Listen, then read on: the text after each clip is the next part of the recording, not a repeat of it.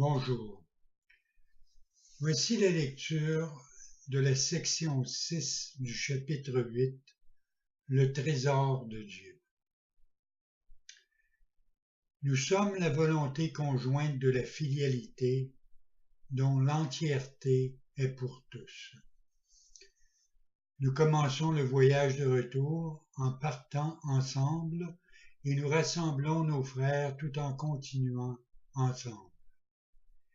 Chaque gain que nous faisons en force est offert à tous, afin qu'eux aussi puissent mettre de côté leurs faiblesses et nous ajouter leur force. L'accueil de Dieu nous attend tous, et il nous accueillera comme je t'accueille. N'oublie pas le royaume de Dieu pour quoi que ce soit que le monde a à t'offrir. Le monde ne peut rien ajouter à la puissance et à la gloire de Dieu et de ses saints fils, mais il peut rendre les fils aveugles au Père s'ils le contemplent. Tu ne peux pas contempler le monde et connaître Dieu. Un seul est vrai. Je suis venu te dire que ce n'est pas à toi de choisir lequel est vrai. Si c'était le cas, tu te serais détruit toi-même. Or, Dieu ne voulait pas la destruction de ses créations, les ayant créées pour l'éternité. Sa volonté t'a sauvé, point de toi-même, mais de l'illusion de toi-même. Il t'a sauvé pour toi-même. Glorifions celui que nie le monde, car sur son royaume, le monde n'a aucun pouvoir. Nul que Dieu a créé ne peut trouver la joie en quoi que ce soit, sauf en l'Éternel. Non pas qu'il soit privé de quoi que ce soit d'autre, mais parce que rien d'autre n'est digne de lui. Ce que Dieu et ses fils créent est éternel, et en cela, et cela seul, est leur joie. Écoute l'histoire du Fils prodigue et apprends ce qu'est le trésor de Dieu et le tien. Ce fils d'un père aimant avait quitté sa demeure et pensait avoir tout gaspillé pour rien qui vaille quoi que ce soit.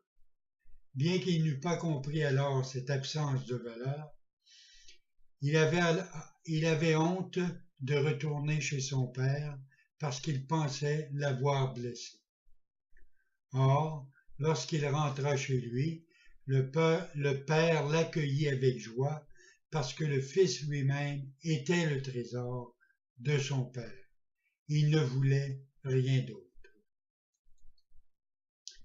Dieu ne veut que son fils parce que son fils est son seul trésor. Tu veux tes créations comme il veut les siennes. Tes créations sont ton don à la Sainte Trinité, créée par gratitude pour ta création. Elle ne te quitte pas plus que tu n'as quitté ton Créateur, mais elle étend ta création comme Dieu s'étendit lui-même à toi. Les créations de Dieu lui-même peuvent-elles trouver la joie dans ce qui n'est pas réel? Et qu'y a-t-il de réel hormis les créations de Dieu et celles qui sont créées comme les siennes?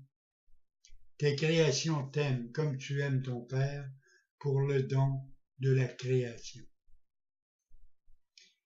Il n'y a pas d'autre don qui soit éternel, par conséquent, il n'y a pas d'autre don qui soit vrai. Comment, donc, peux-tu accepter ou donner quoi que ce soit d'autre et attendre de la joie en retour? Et quoi d'autre que la joie pourrais-tu vouloir? Tu n'as fait ni toi-même ni ta fonction. Tu n'as fait que prendre la décision d'être indigne des deux. Or, tu ne peux pas te rendre indigne parce que tu es le trésor de Dieu. Et ce qu'il estime est estimable. Sa valeur ne peut faire question parce que cette valeur réside en ce que Dieu lui-même se partage avec lui et en établit à jamais la valeur. Ta fonction est d'ajouter au trésor de Dieu en créant le tien. Sa volonté vers toi est sa volonté pour toi. Il ne voudrait pas te refuser la création parce que sa joie est en elle. tu ne peux trouver la joie si ce n'est comme Dieu le fait. Sa joie résidait en ta création et il étend sa paternité à toi pour que tu puisses t'étendre toi-même comme il l'a fait. Tu ne comprends pas cela parce que tu ne le comprends pas. Nul qui n'accepte pas sa fonction ne peut comprendre ce qu'elle est, et nul ne peut accepter sa fonction à moins de connaître ce qu'il est. La création est la volonté de Dieu. Sa volonté t'a créé pour créer. Ta volonté n'a pas été créée séparée de la sienne. Ainsi, tu dois vouloir comme il veut. Une volonté qui ne veut pas ne signifie rien. C'est une contradiction dans les termes qui, de fait, ne signifie rien. Quand tu penses que tu ne veux pas vouloir avec Dieu, tu ne penses pas. La volonté de Dieu est pensée. Elle ne peut pas être contredite par la pensée. Dieu ne se contredit pas lui-même, et ses fils, qui sont pareils à lui, ne peuvent contredire ni eux-mêmes, ni lui. Or, leur pensée est si puissante qu'ils peuvent même emprisonner l'esprit du Fils de Dieu s'ils choisissent de le faire.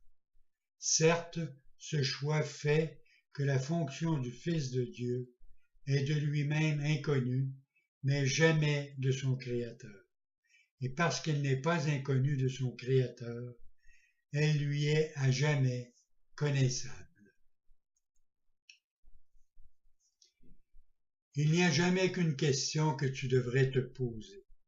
Est-ce que je veux connaître la volonté de mon Père pour moi? Il ne la cachera pas. Il me l'a révélée parce que je lui ai demandé, et j'ai appris de ce qu'il avait déjà donné. Notre fonction est de travailler ensemble parce que séparés l'un de l'autre, nous ne pouvons pas fonctionner du tout. Toute la puissance du Fils de Dieu réside en nous tous, mais en aucun de nous seuls. Dieu ne veut pas que nous soyons seuls parce qu'il ne veut pas être seul. C'est pourquoi il a créé son Fils et lui a donné le pouvoir de créer avec lui. Nos créations sont aussi saintes que nous le sommes, et nous sommes les fils de Dieu lui-même, aussi saints qu'il l'est. Par nos créations, nous étendons notre amour et nous augmentons ainsi la joie de la Sainte Trinité.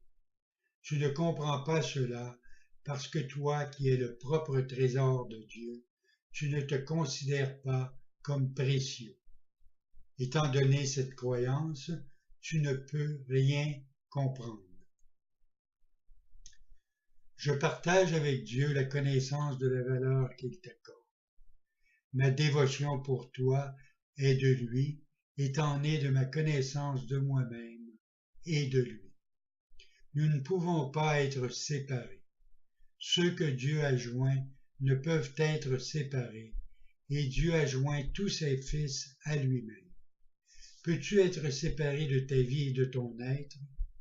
Le voyage à Dieu n'est que le nouveau réveil de la connaissance de là où tu es toujours et de ce que tu es à jamais. C'est un voyage sans distance vers un but qui n'a jamais changé. La vérité ne peut être qu'expérimentée. Elle ne peut être ni décrite ni expliquée. Je peux te rendre conscient des conditions de la vérité, mais l'expérience est de Dieu. Ensemble, nous pouvons remplir ces conditions, mais c'est d'elle-même que la vérité se fera jour en toi.